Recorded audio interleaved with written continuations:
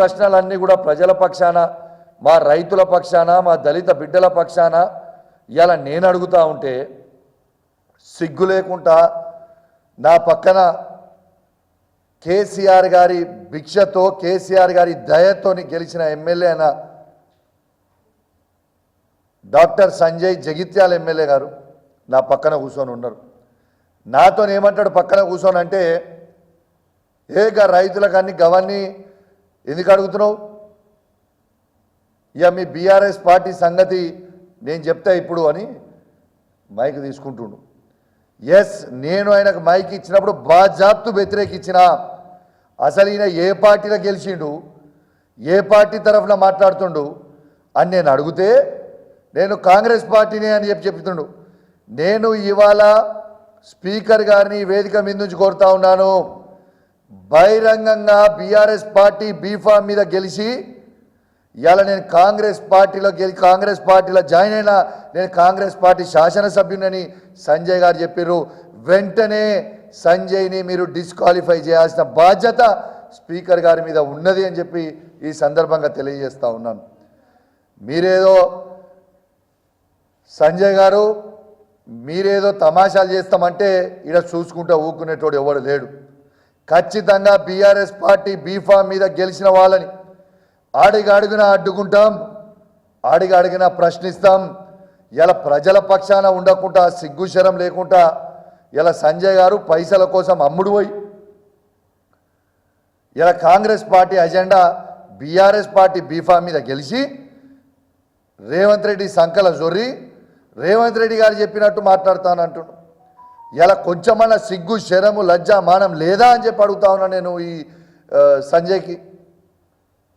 ఇలా బాజాబ్తు చెప్తున్నా, ఇలా కేసీఆర్ గారి ప్రభుత్వంలో ఇలా 1,00,000 కోట్ల రూపాయలు డైరెక్ట్గా రైతుకి క్రెడిట్ చేసిన ఏకైక ఈ భారతదేశంలో ఏకైక ముఖ్యమంత్రి ఆనాడు ఉండే ఈనాడు ఉండే కేసీఆర్ గారని చెప్పక తప్పదని చెప్పి సందర్భంగా తెలియజేస్తా ఉన్నాను.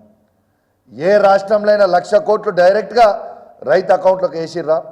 ఆనాడు నేను ఒక్కటే ప్రశ్న అడుగుతా, సంజయ్ గారు కానీ రేవంత్ రెడ్డి గారు దీనికి జవాబు చెప్పండి.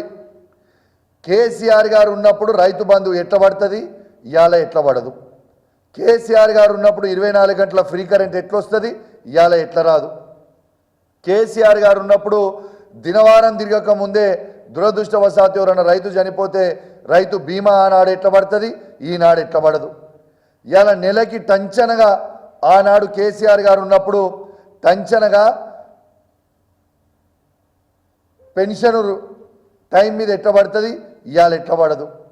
ఆనాడు కేసీఆర్ గారు ఉన్నప్పుడు టైం మీద కళ్యాణ లక్ష్మి ఎట్లా వస్తుంది, ఇవాళ ఎట్లా రాదు?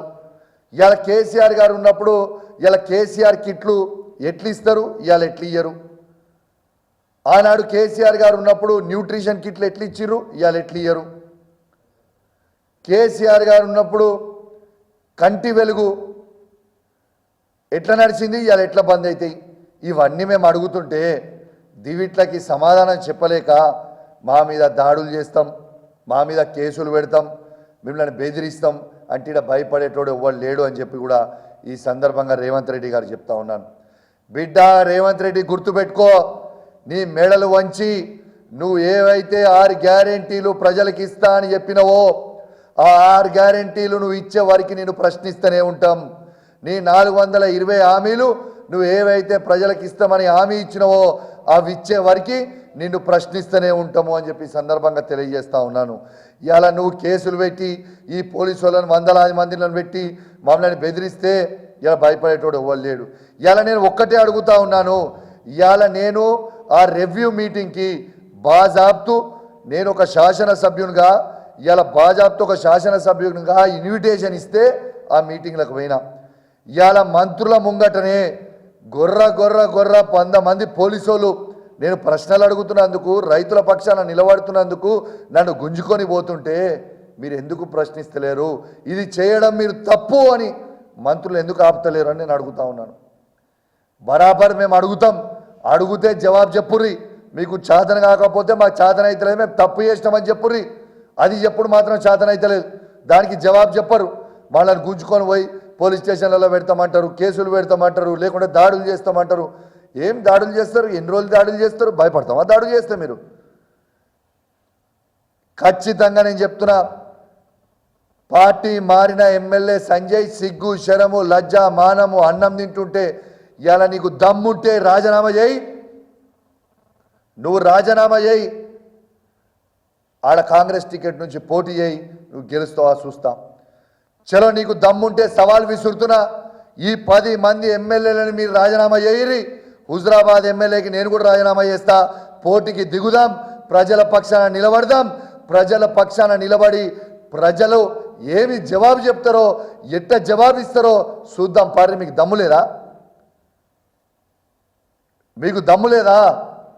మీ 10 మంది రాజీనామా చేయరి, నేను కూడా ఎమ్మెల్యేగా రాజీనామా చేస్తా. అవసరమైతే కేసీఆర్ గారిని రిక్వెస్ట్ చేసి మా బీఆర్ఎస్ పార్టీ ఎమ్మెల్యేలు అందరం కూడా రాజీనామా చేస్తాం. రాబోయే ఎలక్షన్లకు పోదాం, చూద్దాం. ఇక మీరేంది మేమేందో చూసుకుందాం. ప్రజలు జవాబు చెప్తారు కదా. దీనికి జవాబు చెప్పరు. దాడులు చేస్తాం, కొడతాం, గుద్దుతాం,